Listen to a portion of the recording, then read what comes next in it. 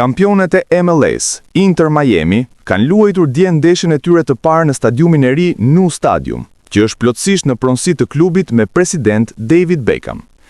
Messi e Co deshën ta inauguronin stadiumin e mbushur me një fitore, por përballë tyre kishin Austin dhe Myrto Uzunin të frymëzuar, të cilët nuk i lejuan që në fund ekipi vendas të merrte 3 pikët.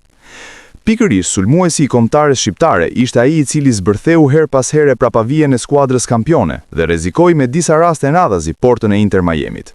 Ai fillimisht tronditi shtyllën e portës me një goditje dënimi spektakolare që në minutën e 4 të duelit. Më pas, Uzuni provoi nga jashtë zonës, me sferën që shkoi pak mbi kryqëzimin e shtyllave duke dëshpëruar sulmuesin. Nuk ka mundësi, shihet teksa thot Uzuni pas kësaj gjuajtje, duke komentuar fatin që nuk ishte me të në atë rast. Ai ja doli që të bëhej protagonist me një asist, teksa në startin e pjesës së dytë dha pasimin për Nelson, i cili shënoi golin e avantazhit të përkohshëm 2-1 për ekipin e Austin. Megjithatë, në fund erdhi goli i Luis Suarezit, i cili u shtua atij të Messit në pjesën e parë, për të vulosur një barazim 2-2, që prishi disi festën e kampionëve në natën e ndeshjes së parë historike në stadiumin e ri.